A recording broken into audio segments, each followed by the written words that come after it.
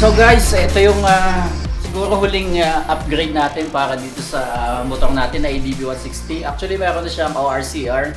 9 days lang lumabas na. So kinuha natin to para mag-rides tayo. Noong January sana, ano, so nalipasan na tayo. At nag-change plan tayo kasi sumali tayo sa Boss Ironman 2024. So dapat noong January pa nag-long drive na tayo or Philippine Loop. So medyo natengga yung motor, nirush pa naman natin binili to.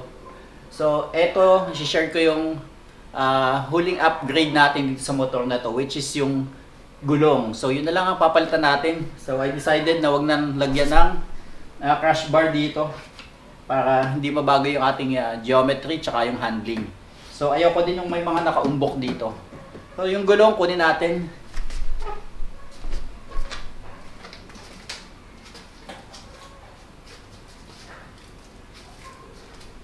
Yan, ito yung ating gulong guys.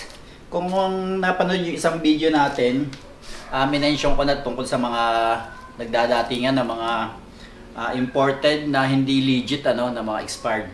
So ito yung palatandaan guys. So na-explain ko na ito sa isang video ko. So ito yung gulong natin para sa likod. Ang size niya 130/70/13. So size lang din ng stock, ano. Kunin natin yung pangharap.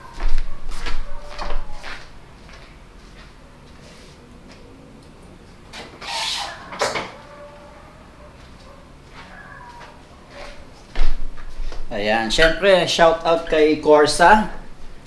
Actually maraming ADB na 160, ang number 1 choice nila pag sila nagpalit ng gulo is itong Corsa Cross S Platinum. So ito yung pangharap, meron siyang 110/80/14. Ayan. So kinarga ko na yung motor dito and then para madali na yung pagbabaklas natin, ano. So yon. Let's go, baklasin natin yung gulong. So guys, ang daming tatanggalin dito, ano, itong mga tornilyo. So dito sa tambutso, kailangan natin tanggalin ito. 1, 2, and then 3. So may 3 siya, no. Bukod doon, meron pa dito sa ilalim. Ayan. Kung nakikita nyo to, 2 yan. And then itong, yan, yung kanyang sensor. Ito. And then tatanggalin din natin itong sa disc caliper niya, 1, 2, and then dito sa may mudguard niya, 1, 2, and then meron pang isa dito, ayan, 3, and then shock absorber to, and then yung pinakang nut ng gulong. So tatanggalin natin yung tambutso, tanggalin natin yung swing arm, and then bago natin matanggal yung mismong gulong. Ayan. So umpisahan na natin guys.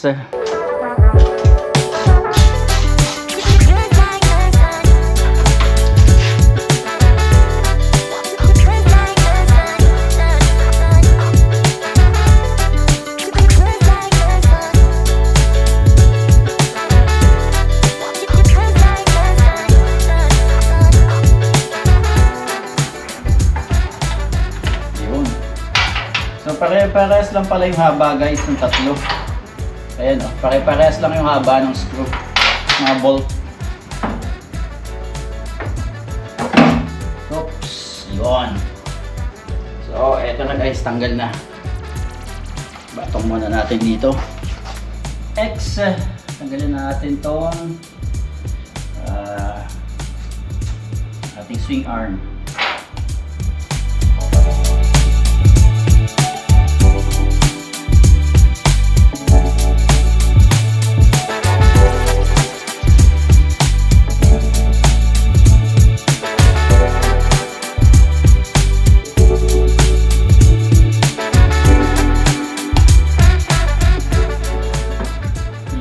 Tanggal ng swing arm natin. So huwag na natin galawin to para hindi tayo malito mamaya pag babalik.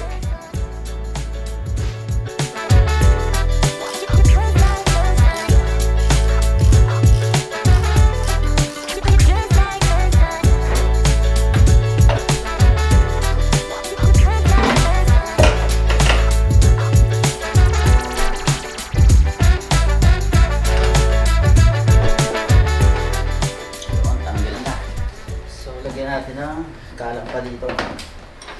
Lang bumababa.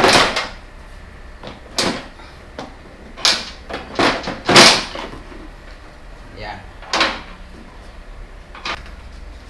So tanggal na guys yung ating pangharap.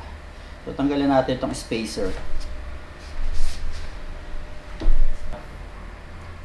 So dadalhin na natin to ngayon sa vulcanizing shop, yung mayroong machine para hindi magasgasan yung ating rim, yung ating alloy rim. So let's go.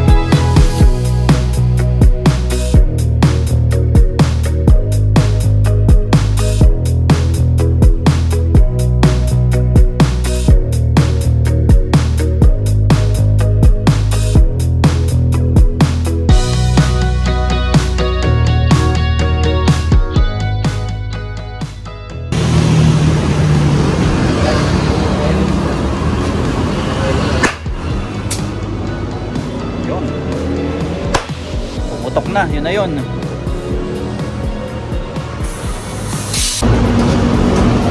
So yun na yung ating panlikod na gulong. Tapos na yung ating unang gulong. Yan, kinakabit na rin. Maganda nito, mayroong tire changer, ayan, automatic tire changer. So hindi magagasgas yung ating rim, alloy rim. Yun.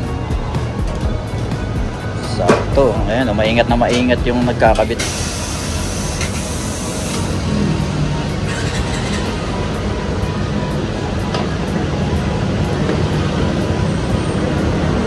Ayan, hintayin natin yung pagputok. Nakaputok yung gulong kapag hinahanginan.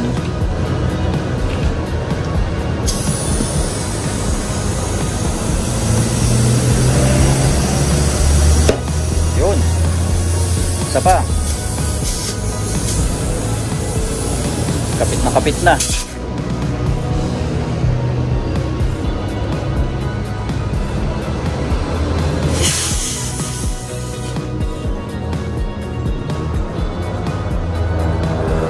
Ayan yung ating pagkakakabit sa ating motor. Ayan. 3 patong tapos isa doon sa harapan. At inabot na tayo ng gabi. Dito tayo sa Marcos Highway. Ayan. So okay na. Uwi na tayo. Kabit na natin to. A few moments later. So guys, eto na yung ating gulong na Corsa Platinum Cross S. Kung makikita nyo, ang lalalim ng kanyang groove. So ayan At kahit dito sa gilid, kung makikita nyo guys. Kaya kagandahan nito sa mga putik, sa mga rough road. Ayan. So sagad dito. Compared sa stock natin, andito lang halos sa gitna. Tsaka may konti rin sa gilid. Pero ito talagang pinong-pino para dito sa mga gilid niya, yung mga grooves niya. So dyan dadaan ang tubig at saka mga buhabahangin, mga gravel. Ayan. So ganoon din sa likuran. Tingnan natin sa likuran. Nakabit na rin natin lahat ng mga dapat ikabit.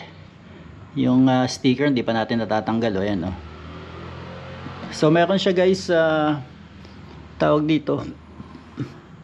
So meron siya guys, rotation. Ayan, kung nakikita nyo, may rotation siya. So dapat yung arrow is pa ganon. So tama yung kabit natin dito. At tingnan din natin sa likuran, sa harapan. So ayan guys, yung rotation niya, ayan. So medyo madumi kasi may pinahid dito yung sa vulcanizing shop. Ayan, so yung rotation niya pa ganon. So tandaan natin dapat pa ganun yung rotation niya. Ayan, paharap. So tanggalin na rin natin yung sticker nito. Baka makalimutan pa natin maging reason pa para tayo mag-slide.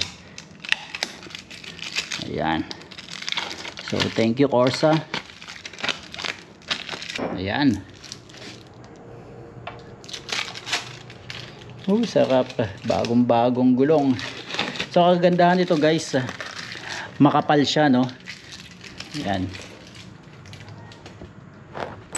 So guys, dito na rin tayo mag-uumpisa ng ating record para sa ating odometer. So check natin yung total. Buhayin natin yung ating motor. Ayan, kung nakikita nyo guys. Ayan, oh, so 633 yung kanyang total. Ibig sabihin nyo yung ating odometer. So yan yung ating record para sa ating Corsa Platinum Cross S. Ayan. So tandaan natin yan, 633. Hindi natin alam kung saan tayo dadalhin ng gulong na to. Pero one thing for sure, malayo makarating ng gulong na to. Malayo ang pagsasamahan namin itong motor na to. At thank you sa Corsa, ito, sa ating Corsa Cross S. So thank you for watching guys. I'll see you in the next one.